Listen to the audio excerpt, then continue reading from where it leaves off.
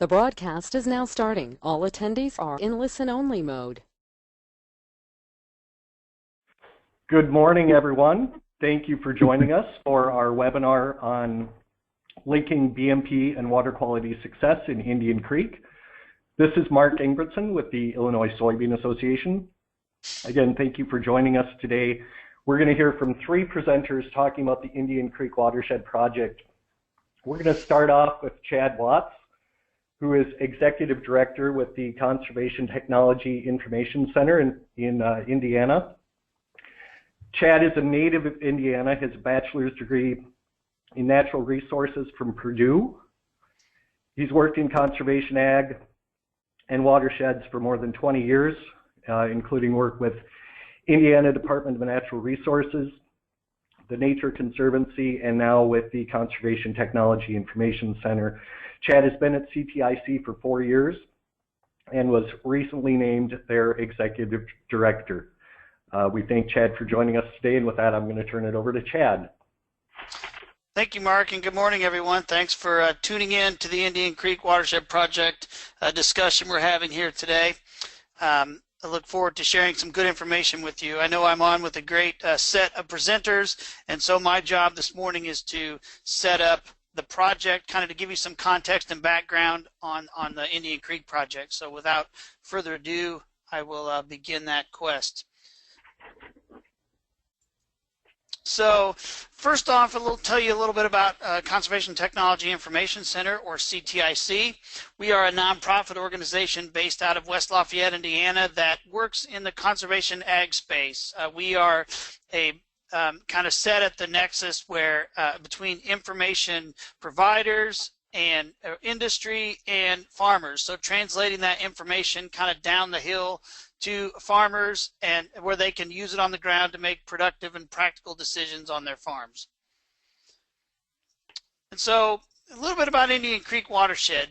So we started this project in 2010 as a project that was aimed at addressing water quality in a small watershed by using best management practices in the ag community to address an issue. So we had some criteria that we met with several of the conservation leaders in Illinois to begin discerning which watershed we wanted to work in the state. And so we had some criteria that we set up that would help us identify that watershed. One, we wanted a strong, trusted local leadership organization that could help provide us some instant credibility and help us on the ground to outreach to farmers. We also wanted a watershed that was manageable in size, manageable enough in size, I guess, that we could reasonably expect to reach out to all the farmers in the watershed to talk about the project, inform them about the message we're trying to get across, and to help them use best management practices on their land to protect water quality.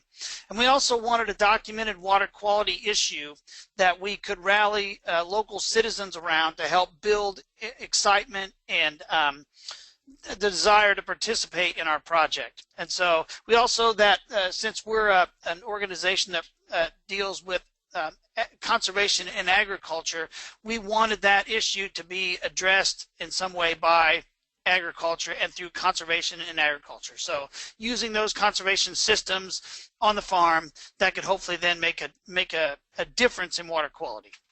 And so the watershed we chose was Indian Creek Watershed. And you see two maps of the Indian Creek Watershed. And as you see in the inset map, it's located in Livingston County, Illinois, about an hour north of Bloomington, in kind of north central Illinois. Indian Creek is on see the map on the left is a close-up view of the creek. It's about 52,000 acre watershed, a little less than that.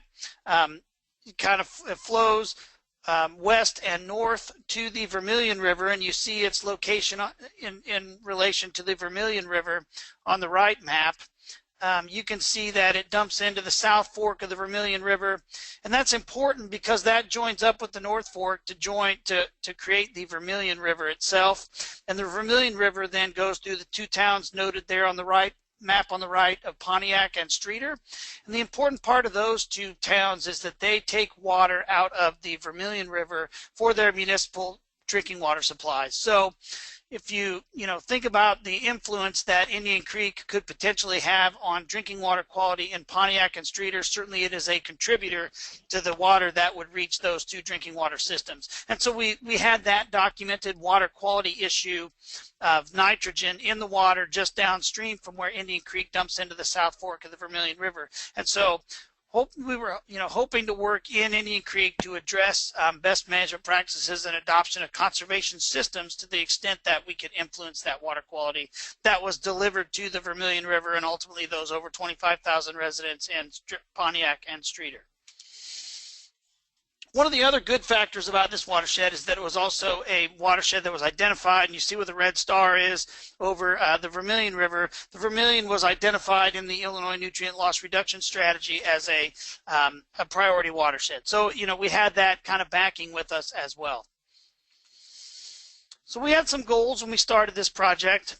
We wanted to provide support to watershed farmers. We wanted to provide three kinds of support: social, technical, and educational support to help inform them about the best management practice opportunities, to help initiate them with folks who could help them to realize those opportunities, and we wanted to educate them on what kinds of things were there and what kind of benefits that could have on their farms. So, using these conservation systems, what kind of benefits could they reasonably expect?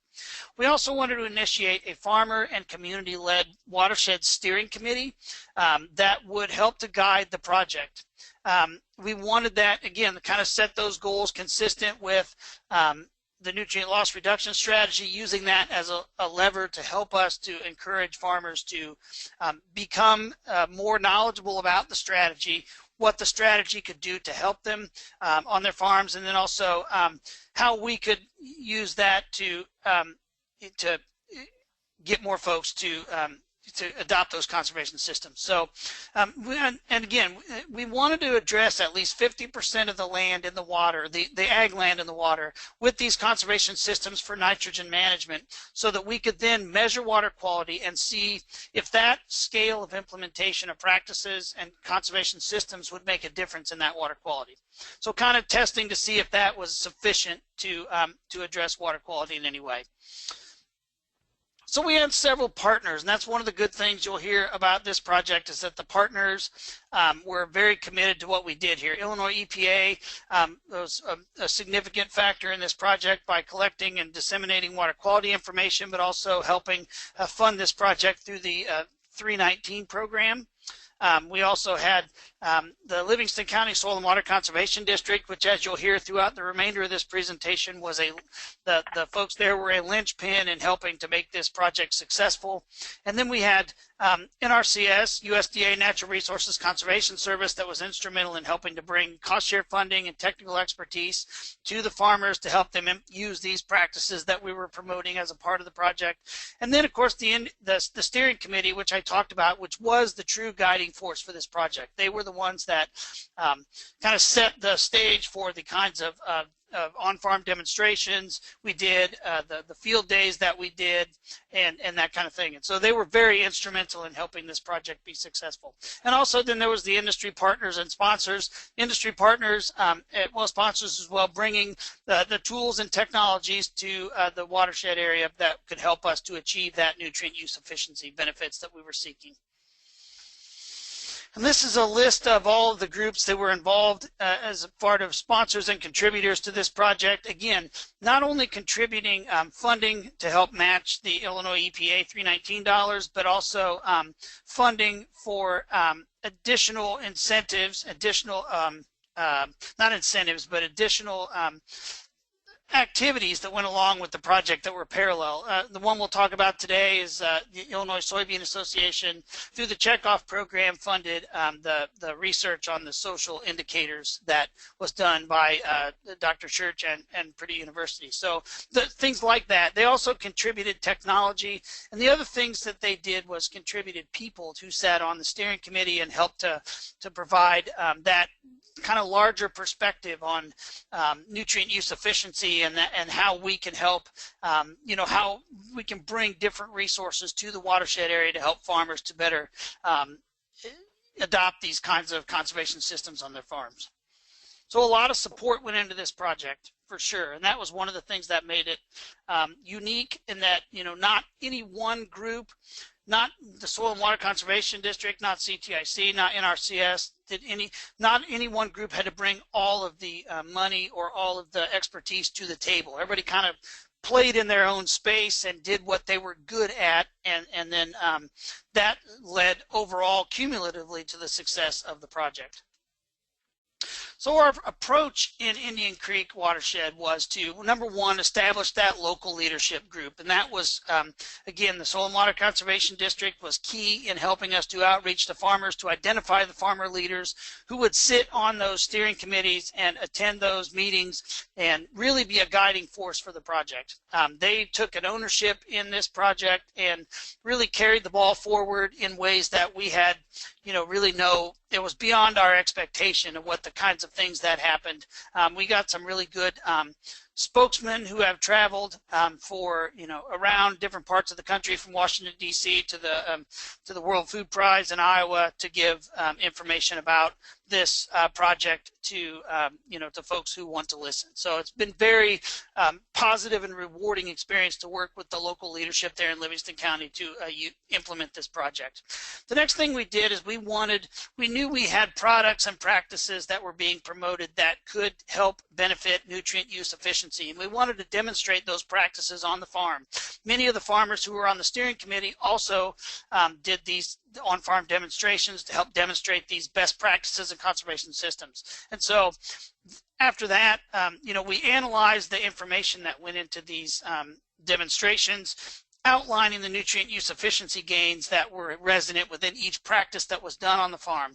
And so this was never a comparison against different products, but it was meant to highlight various approaches and under different management systems that could help achieve nutrient use efficiency. And again, we looked at nutrient use efficiency as a way to improve the amount of nutrients that went into the crop, so that we could reduce the amount of unused nutrients that were left to go into the air or the water. So, improving water quality by putting more of that nutrient in the crop.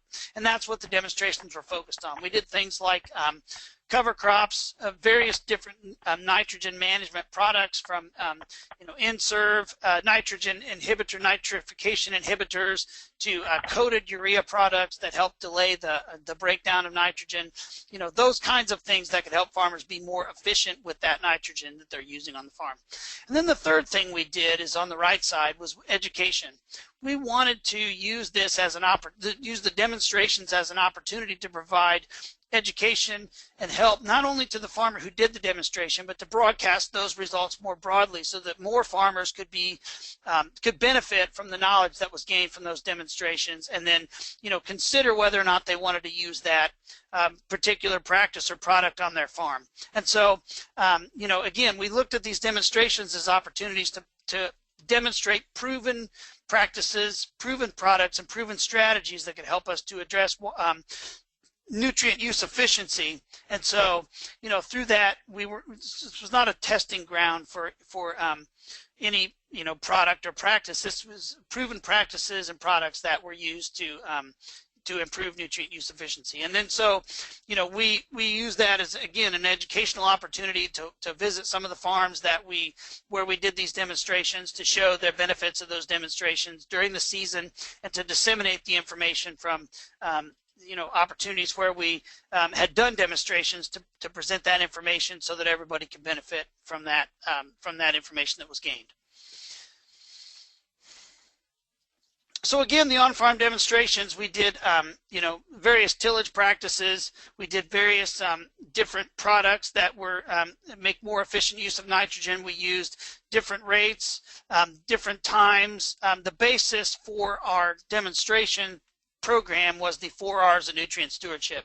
Certainly, since we were working with nitrogen management, we wanted to address nitrogen, and using different sources, rates, times, and places where we put that nitrogen was key to helping improve that efficiency. And so I think the biggest gain we saw, the biggest practice change we saw in the watershed was likely in the timing of our nitrogen application from a full load of nitrogen in the fall to at least a split application where we put a part of the nitrogen on in the fall, maybe with a nitrification inhibitor to stabilize that nitrogen, and then the remainder of the nitrogen on in the spring when we could better time that nitrogen so that it could be used by the crop. So these 4 R's was the basis for our demonstration program. We used, everything we used went back to these 4 R's and how we use them to better manage nitrogen. So we talked about one of the keys to success in this project was how we engaged the farmers. How many people became engaged in the steering committee, how many people became engaged in doing attending field days and going to different events that were sponsored by the project. And so, and again, Illinois Soybean Association through the Checkoff program funded, and Dr. Church is going to talk about this research here, but suffice it to say that we learned a lot by figuring out what led to the success and what kinds of practices we used and how we used those different experts and people and local relationships to help build that engagement level of farmers in the watershed. So, and I'll let Dr. She knows a lot more about what went into that, and I'll let her explain that to you here next. But suffice it to say that, the amount of farmer engagement we have was surprising and certainly very beneficial to the project. And so, in summary, what I talked about, we believe that the approach that was used in this project was a model framework that we could use other places across the Mississippi Basin and across even more broadly the U.S. to engage farmers and citizens in an effort to protect water quality by being involved in something, in a group, in a steering committee, in a guidance committee, or whatever you want to call it. And we believe that, if we get that critical mass of people involved anywhere, we can take and address the problems that are resident there by having that emphasis from the local people who have a stake. They have skin in the game because they live there. And we believe that this project can be replicated under the right conditions to address, not only nitrogen management, but phosphorus management, water management, tillage management, variety of different things that help, achieve some of the goals set out by the Hypoxia Task Force, the nutrient loss reduction strategy in various states, and other efforts that are underway. And so we really feel like we've got a good model here that's useful in a variety of different contexts. And so with that, I believe I'll turn it over to Dr. Church so she can talk to you about the social sciences evaluation that went along as a part of this project. So as Chad indicated, next up is Sarah Church. She's a postdoctoral research associate with Purdue. Sarah is a planner and researcher with more than 15 years of experience in multiple sectors of planning, including nonprofit, private, municipal, state government, and university context. She holds a Master's of Urban Planning from the University of Utah and a Ph.D. in Planning from the University of British Columbia. Sarah's current work focuses on human dimensions of water resources, including negotiating the complexities surrounding land use and behavior change, particularly in relation to water-related issues in urban and agricultural settings. Sarah? Thanks so much, Mark. And Chad, thank you very much for that setup of the project. I assume you all can hear me okay? So I'm going to talk about the social aspects of this project. So Chad talked about the project that they're really thinking of Indian Creek as a model framework that maybe could be replicated in other watersheds.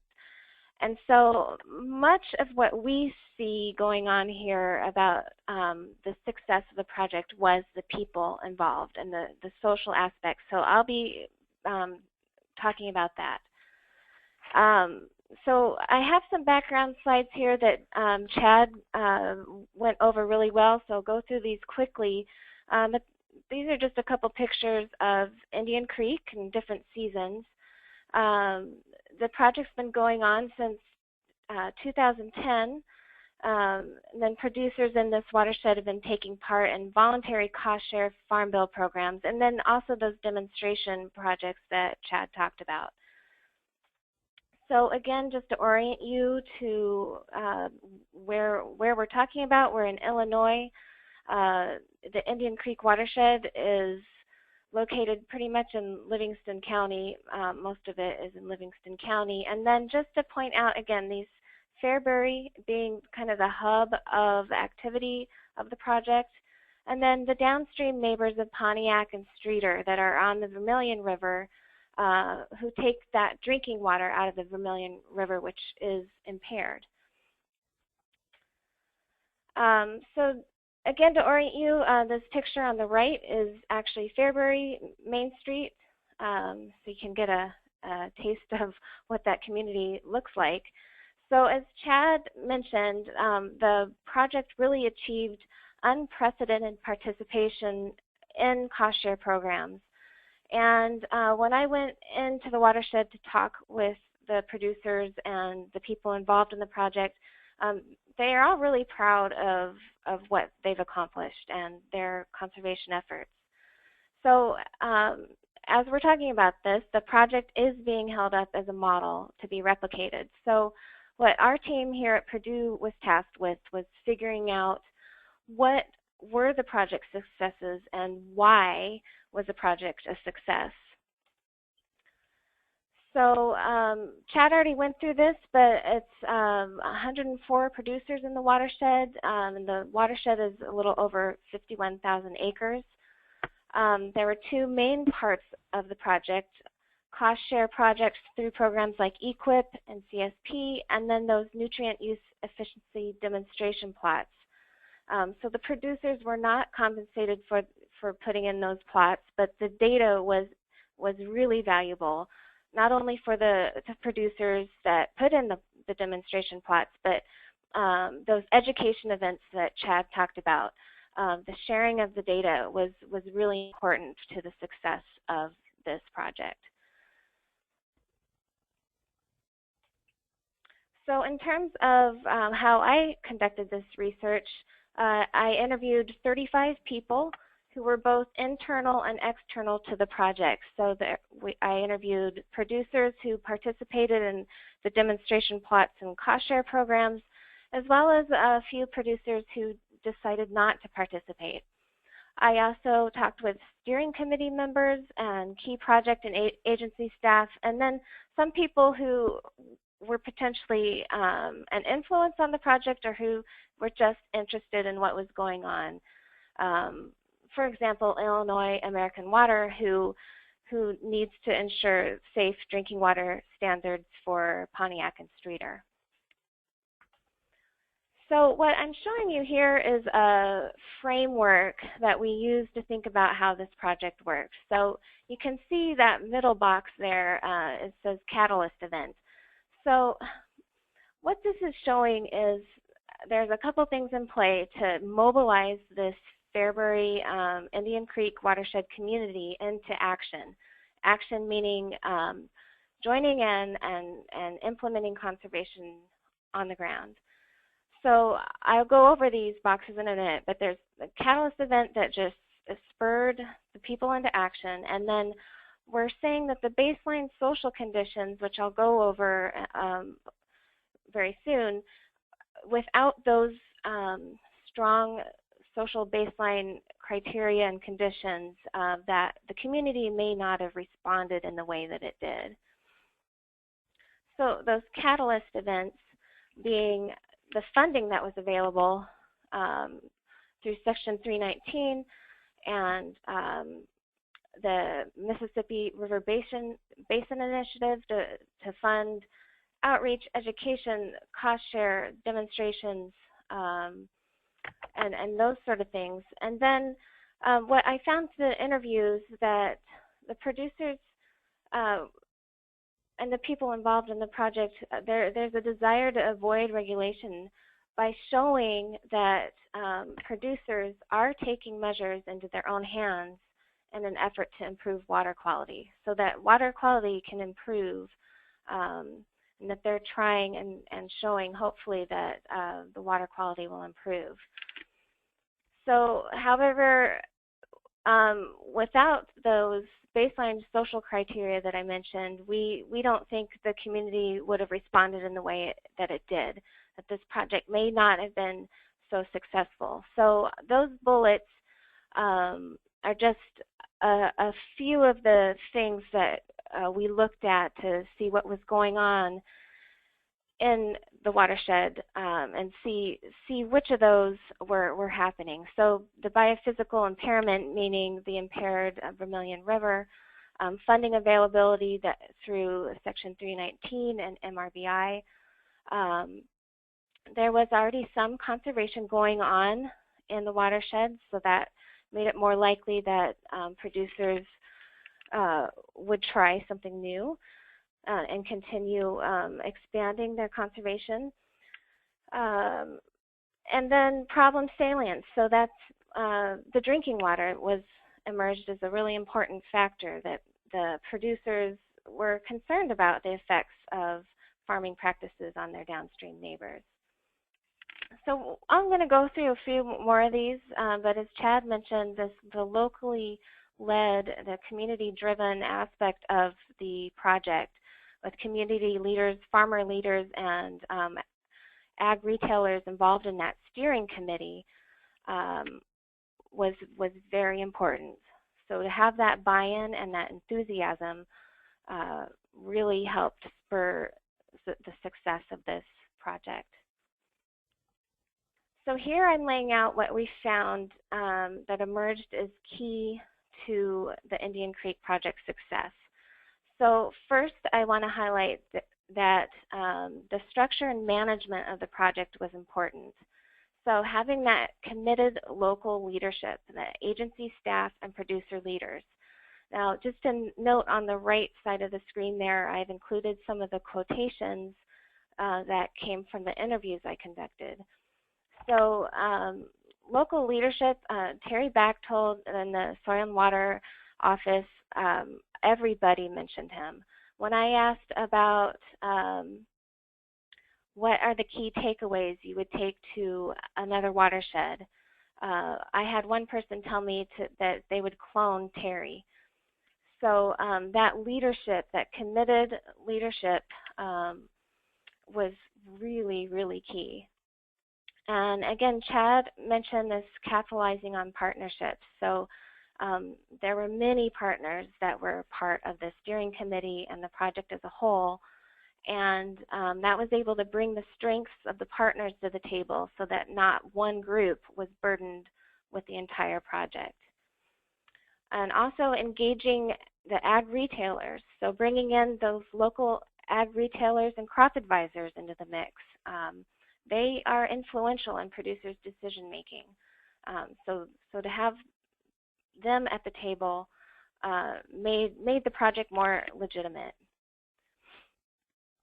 So again, we're talking about the water quality and the drinking water, establishing common goals around a community project. So it was a small watershed, like Chad said, and these communities are close.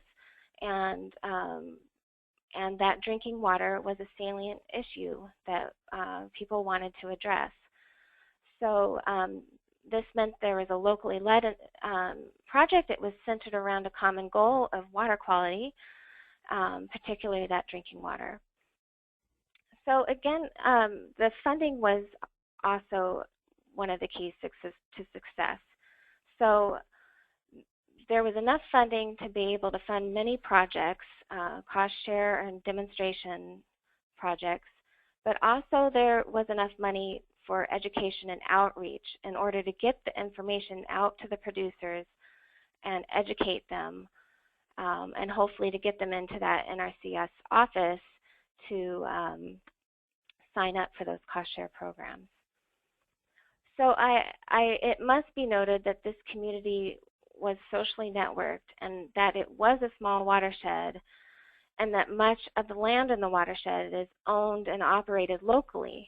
So those types of community attributes may be found elsewhere, but it probably can't be replicated to this extent. So you could go out and search for these particular kind of communities to implement your watershed projects, but to keep in mind that some of the other social criteria that was listed in the previous slide could perhaps be developed. For instance, like strong local leadership through the Soil and Water Office. Rather than cloning Terry, maybe we can do some leadership development.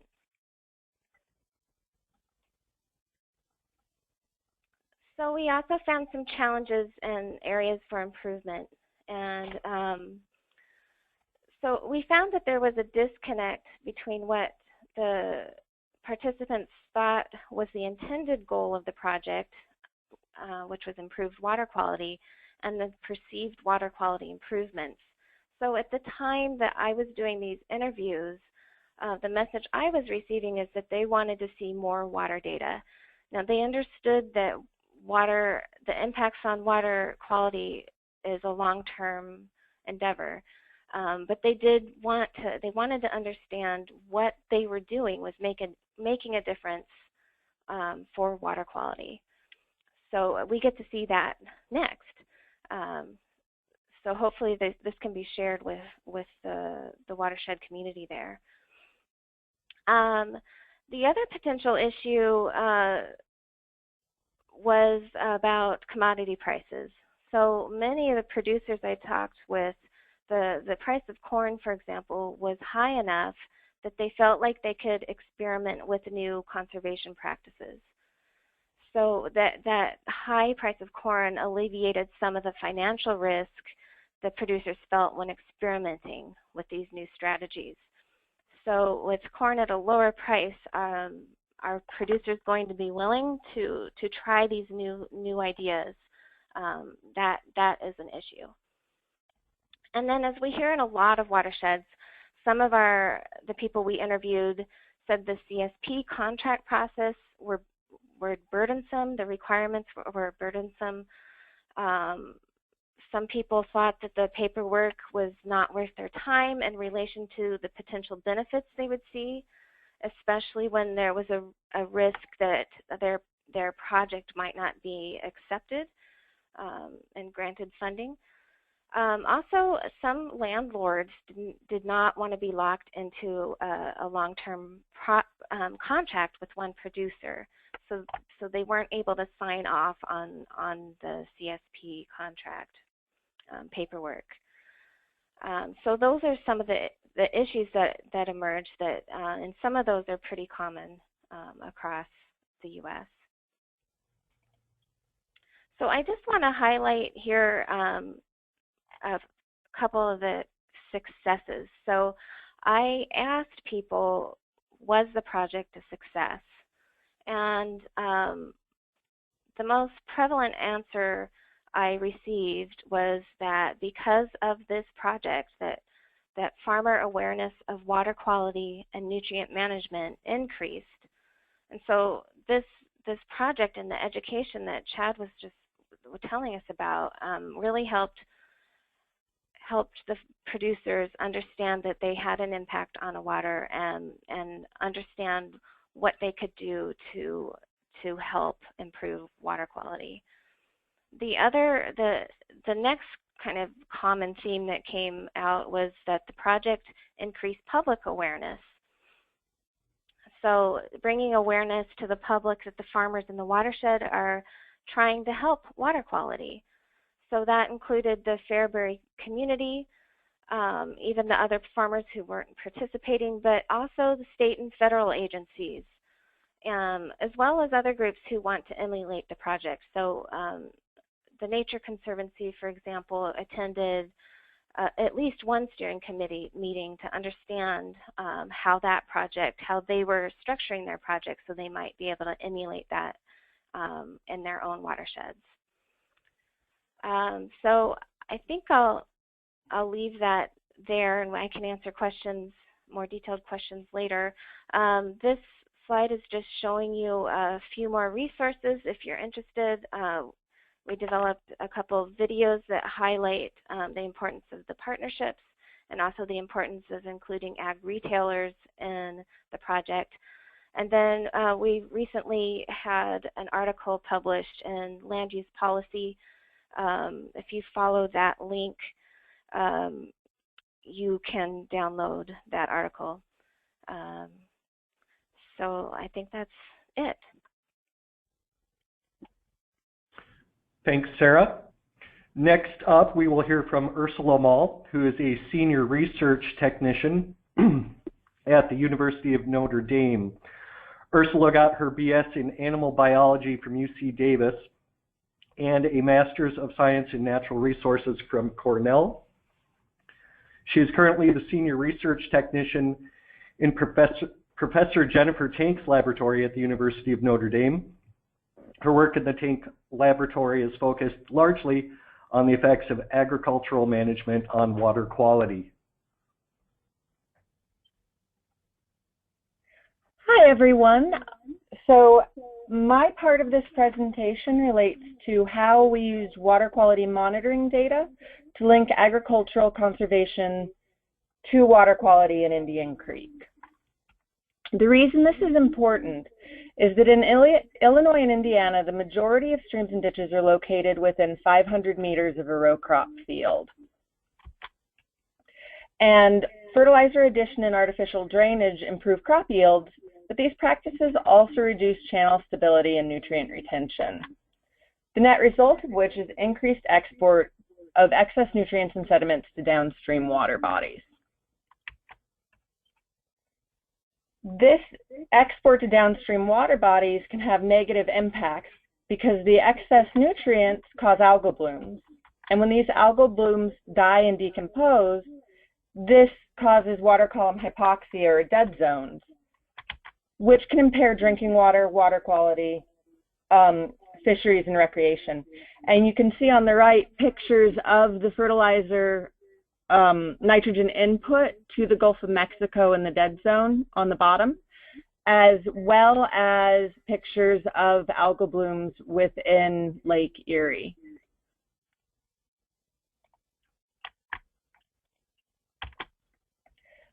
Now, as we've heard, Indian Creek is a great case study for how watershed scale conservation has the potential to both support productive agriculture as well as improve water quality. And here we see another map of Indian Creek, which is 65 miles squared with 3 sub-watersheds shown in gray. And as Chad mentioned, the watershed plan was to increase the area within the watershed that had best management practices from an initial starting point of around 10% in 2010 to greater than 50% of the total watershed area in 2015. At which time cover crops were planted in 5% of the watershed and on-field nitrogen management was used in greater than 50% of the watershed, which we would expect to reduce nitrogen runoff. And the objective of our part of this project was to determine how these changes affected water quality.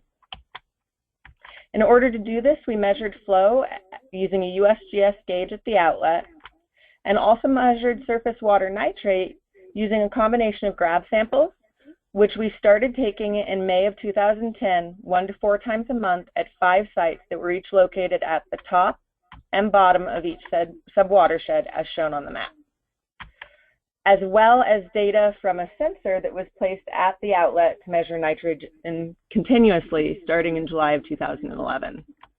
In order to calculate how much nitrogen was lost from the watershed, we multiplied nitrate concentrations in the stream by flow to get export, which is the mass that's lost per day, and then divided that by watershed area in order to get yields, which is the amount that's lost per acre per day.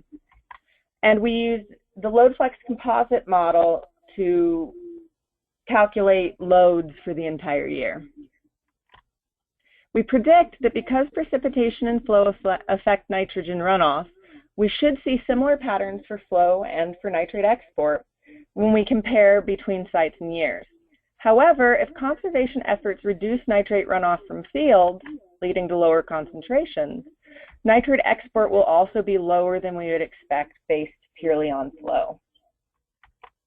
So first, let's look at differences between sites throughout the Indian Creek watershed. This figure on the left shows the range of mean daily values from 2010 to 2015 for flow on the top and for concentration on the bottom. And each of these boxes represents a given site in order from top to the bottom of the watershed with drainage area increasing, and the colors for each box match the colors for the site on the map. When we calculate export from flow and concentration, we found that as drainage area increased, the amount of water and nitrate running off of the landscape also increased. We focus on the peak flow events and highlight the very biggest days on which we had storms for flow and nitrate export. We see that even though the largest storm was in 2015, the highest nitrogen export was in 2013, which could suggest a dampening of nitrogen export during storms due to conservation. When we look at this in terms of yield, we see that nitrate concentration and yield both decreased twofold between the top of the watershed and the next site, while all of the other sites were similar, which suggests that water quality improved downstream versus the top of the watershed, and that BMPs resulted in similar nitrogen inputs per acre from all of the subwatersheds. Next, we wanted to look at how flow varied over time, and as well as nitrate export for the watershed outlet. We found that the watershed outlet and all, in part because the watershed outlet and all other sites had similar temporal patterns. We found that there was very high annual variation in flow, nitrate concentration, and nitrate export, and that the average nitrate yield ranged from 0.1 pounds of nitrogen per acre per day during a drought in 2012 to 0.13 pounds in per acre per day in 2013 following the drought, which is equivalent to about 5 to 47 pounds of N per acre per year. This loss accounts for a significant portion of the annual fertilizer application and emphasizes the need for conservation. Now, when we look at this data over time, we can see that there's a very flashy hydrograph and that the seasonal timing and size of each peak event varies from year to year. And this figure shows you a flow as a combination of the base flow in light blue and direct runoff from storms in dark blue. Next, we want to compare this to nitrate export. But first, I want to note that we did not have enough data in 2010 to model loads, and the sensor data was added in 2011, which really improved our ability to model export. We predicted that because nitrate is leaky, it should run off with the water, and we should see similar patterns for discharge and nitrate. And indeed, when we look at timing of the peak storm export, we see that it's similar for flow as for nitrate. But there's a dampening in the size of the nitrogen export peak from 2013 to 2015. In order to look at how all of this export over the course of the year adds up, we then calculated cumulative flow, which is the total flow on any given day plus all of the days prior for every day from the start to the end of each water year. This allows you to see differences between years for total annual flow as well as seasonal patterns. When we see gradual or small increases, we have when we have base flow and small storms, we'll see gradual increases in the cumulative export, such as you see for 2012 in brown, which was mostly base flow, and 2015, for which there is an unusually large portion of the total annual flow during the fall because of frequent small storms that resulted in relatively high base flow. When we see periodic sharp increases in the cumulative flow, this indicates that there were storms, which occurred largely in late winter through early summer. Next, when we compare cumulative flow to cumulative export, we see that the drought year in 2012 had the lowest export for both water and nitrate. When we look at non-drought years, we see the annual flow increased from 2011 to 2015. In contrast, nitrogen export was similar for 2011 and 2014, despite larger storms and higher annual flow in 2014. And we found that nitrogen export was highest in 2013, despite higher flow in 2014 and 2015. This high export in 2013 could be an effect of the drought, as residual nitrate could be washed off following the drought during spring storms. However, lower nitrate export during years with higher flow could also reflect conservation. Next, we wanted to zoom in on a few specific storms from this spring period. Here on the top figure, you can see precipitation for a storm event ranging from 2013 to 2015, and in dark blue on the bottom, you see the flow for this same event. And you can see that 2013 was lower for both precipitation and for flow during these peaks than 2014 and 2015. When we look at the response in nitrate export to these storms, we see that for similar sized storms, nitrate export was higher in 2013 than 2014 and 2015. Summarizing this into seasonal patterns, for precipitation, we can see that this is highest in spring and summer, while flow and nitrate export were highest from February through July, but were low relative to precipitation in late summer when crops were taking up water and nitrate. And we want to note that conservation will be most effective if it targets times of the year with high nitrate loss, such as winter through spring. So how much of this export was coming from large storms? In order to determine this, we first partitioned base flow from direct runoff using the USGS WUT tool, and then calculated yields for periods when we had base flow only or when we had elevated flow, and found that 60 to 90% of the monthly export was on days with direct runoff. We then calculated nitrate yields during large storms, which we defined as flow that was greater than 95% of base flow and occurred for less than 45 days per year, and found that this accounted for 10 to 65% of the monthly nitrogen export, which suggests that BMPs that target runoff during storms will have the most effect on export. Looking at this on an annual basis, we see that as we showed before, precipitation increased as well as flow over the non-drought years. However, in export was similar for 2011 and 2014 and decreased from 2013 to 2015. When we look at the portion of this total export that comes out during big storms for non-drought years, we found that in export during large storms drove annual patterns and that it declined from 2013 to 2015, which could reflect effects of conservation. In conclusion, the best management practice area increased from less than 10 to greater than 10% of the total watershed area between 2010 and 2015. Nitrate concentrations and yields were similar for downstream sites, which suggests uniform effects of conservation on nitrogen inputs throughout the watershed. The majority, 70 to 80% of the annual nitrate export occurred during elevated flow, with 30 to 60% of this occurring during large storms. And despite high annual variation in flow and nitrate, including a drought in 2012, we detected a trend of decreasing nitrate export over time, with nitrate export in 2013 being greater than 2015 for similar sized storms. This suggests that implementation of best management practices, particularly those that decrease runoff, could improve water quality. Given that in-loss can account for up to half of the fertilizer application, practices that improve in-retention on fields are critical. And that will conclude my portion of the presentation. Thank you, Ursula.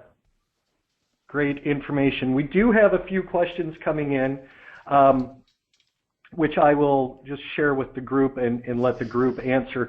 One of the questions, though, is will this information be shared following the webinar? Yes, we are recording the webinar, and we will have this posted to ISA's YouTube channel within about a week. We also will have this posted on our ilsoyadvisor.com website. Again, that's ilsoyadvisor.com.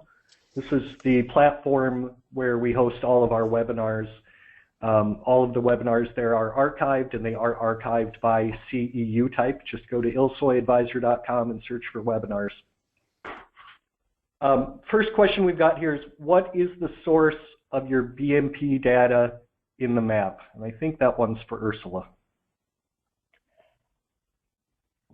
The best management practice data in this map,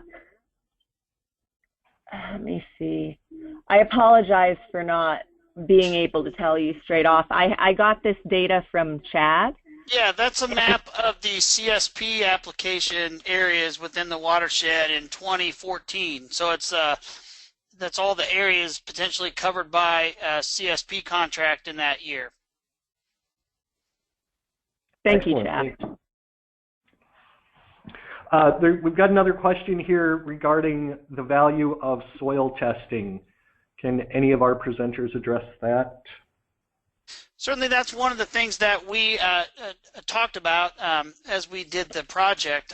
One of the things that was fairly commonly done is soil testing, but we also used some soil testing, the Illinois soil nitrate test, to develop a variable rate prescription for a farm and evaluate that nutrient use efficiency of that system versus like a straight rate of nitrogen on the farm. So yeah, we talked about during our winter meetings, during our summer field tours and things of that nature, we talked about all of those best practices for fertilizer management in that context of protecting nitrogen and water, from getting into the water. And so we also but explained various different kinds of testing that can be done, from stock testing to the also one of the things that was done here was the InWatch program, that is a testing kind of the monitoring the nitrate movement or nitrogen movement over time throughout the season. And so it's another testing opportunity that was used in this watershed to show that movement. So certainly we advocated routine soil testing for nitrogen as a part of a conservation systems approach to managing nutrients just in general, not just nitrogen. And I'm just going to jump in there as well on the social side of this. Several of the producers I spoke with talked to me about the soil testing as really helping them understand really the 4 R's that Chad was talking about earlier, and that testing on the different fields really made them understand that they can't necessarily use a one-size-fits-all approach. That's great. That relates to another question that we've got. Did any of this analysis examine which specific BMPs were more effective in helping reduce nitrogen loss? So some of the analysis we did of the different field demonstrations would show variations in nitrogen use efficiency because of different practices or different principles or products that were used. I can let Ursula talk to this more specifically, but the information we got on the BMP application in the watershed was not site specific, so it was fairly difficult for us to understand, I think, where those BMPs were and their individual impact on water quality. Is that accurate, Ursula? That's definitely accurate. We had some data that related to which sub-watershed each of the practices was in, but because we couldn't relate each of these practices to the field, and some of them were implemented as a conservation system, so multiple practices might be on the same field, it was very difficult to get any type of spatial variation in the practices linked to variation between the sites for export and for yield. Likewise, because some of the data I had was presented as planned practices, and the part that was presented as reported practices may not have been complete, we don't have completely firm conclusions about how those practices changed from year to year. And I think too, the nutrient loss reduction strategy has some estimated numbers of specific BMPs and what the expected reduction would be overall as well. So maybe that's a guide. Well, we've got another question here on how to correlate, or how the water quality data correlated with BMPs and the landscape, I think is what they're asking. So does landscape affect BMPs and water quality? So we did not look specifically at landscape features such as grade or soil type in this analysis. It would be something that could influence the efficacy of a given BMP, however, and is something that we'd like to look at in future. But not having a specific location on the BMPs would have made that analysis much more difficult. Exactly. So we would need more specific BMP data in order to better link the water quality to the practices. I think that's a great point, and relates to another question here on how to get farmer buy-in to share that data and respecting privacy versus regulations. So it was one of the values of having such a great, engaged group of farmers who were willing to learn individually and collectively. And probably Sarah can talk to this a little bit as well, but these guys who were doing demonstrations on their farm were willing to allow that, collective knowledge to be learned by more than just themselves. And I think that commitment was key to the dissemination of that information across a much broader network of farmers in this area, not only within Indian Creek, but also within the larger, context of the Vermilion River and others as well. So I think that willingness, and really, when we think about what we shared with other people, we weren't really sharing proprietary information relative to their farms. It was more the performance of that particular demonstration as it related to that farm on that year. And so, it wasn't not like we were, providing detailed information about any farmer's particular operating system one way or the other.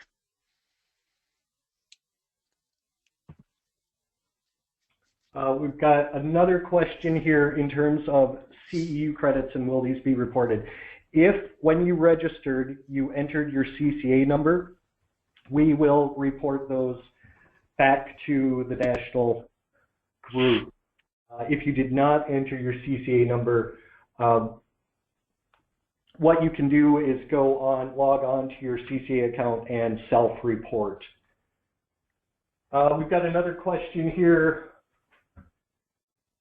In 2010, what % of growers in the watershed were not in a national soil sampling program? That's one of the challenges of this whole what we do in this watershed. I mean, we could tell you probably the number of farmers who had signed up for nutrient management programs through USDA and other local cost share programs that provided that as a part of the service or things that they agreed to do.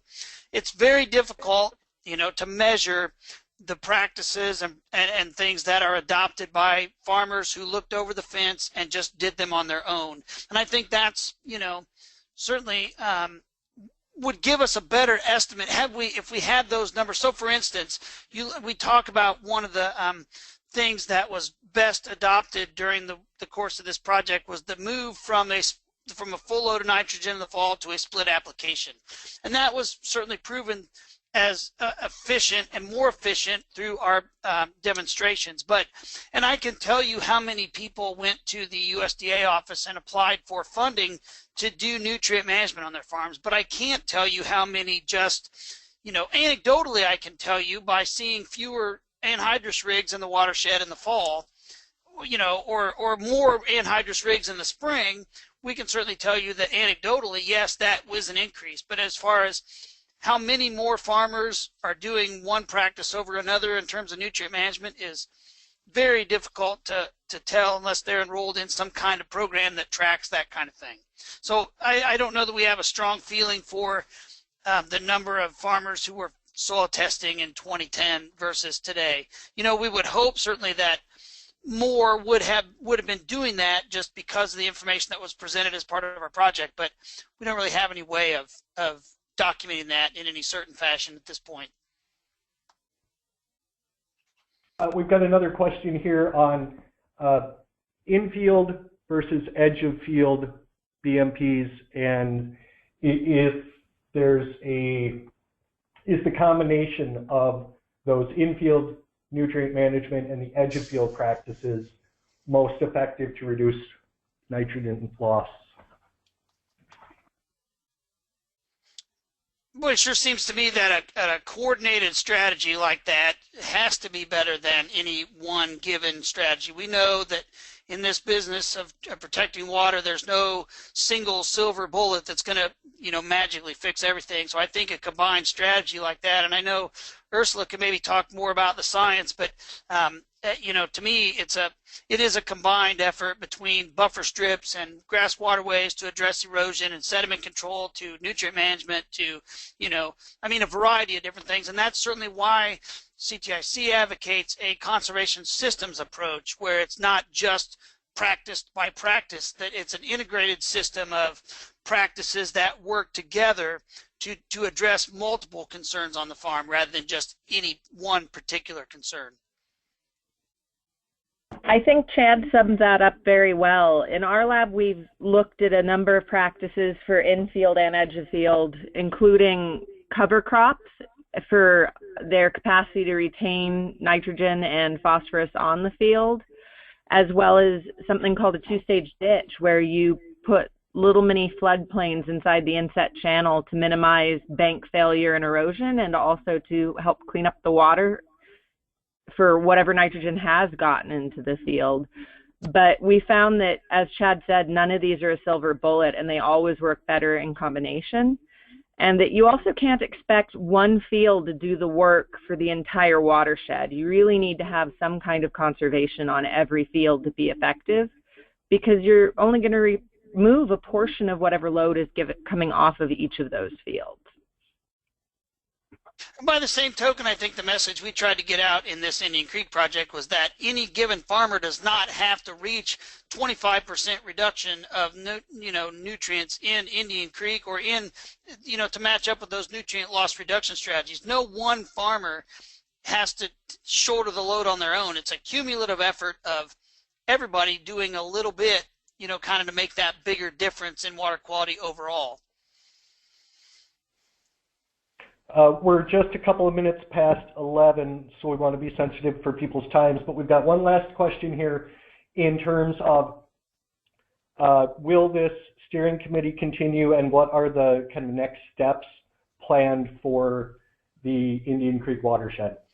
So the steering committee is continuing, yes. It's actually morphing into another project that was initiated by American Farmland Trust. It's the Vermilion River Headwaters Project, which kind of goes north and east of Indian Creek, including Indian Creek, and several sub-watersheds in the headwaters of Indian Creek. So kind of capitalizing on the impact and the success of the initial steering committee, we've kind of morphed that committee into a steering committee that's servicing that larger grouping of sub-watersheds in that area. And so certainly there's an effort afoot to continue the Indian Creek project, but again, kind of looking at that larger landscape context instead of just focusing on the 52,000 acre smaller watershed. So kind of thinking more broadly about you know, how we protect. If we can do the same thing we did in Indian Creek or similar things in that larger context of watersheds, then certainly we should see continued improvement in Vermilion River, certainly as it pertains to nitrogen management and drinking water. And that's the goal. Absolutely. Well, with that, we're going to close. Again, thank you to our presenters. Fantastic information Thank you for all of our attendees. On behalf of the Illinois Soybean Association and the Illinois Soybean Checkoff, I do want to mention that we do have 2 additional webinars planned as of right now. December 14th, we will be hosting a webinar with Emerson Nafziger, looking back at the 2016 soybean season, and then on January 25th, we'll be hosting a webinar with Dr. Fred Below, looking at his work over the last several years related to the 6 secrets of soybean success. Again, thank you for your time and attendance today. Have a great rest of the day, everyone.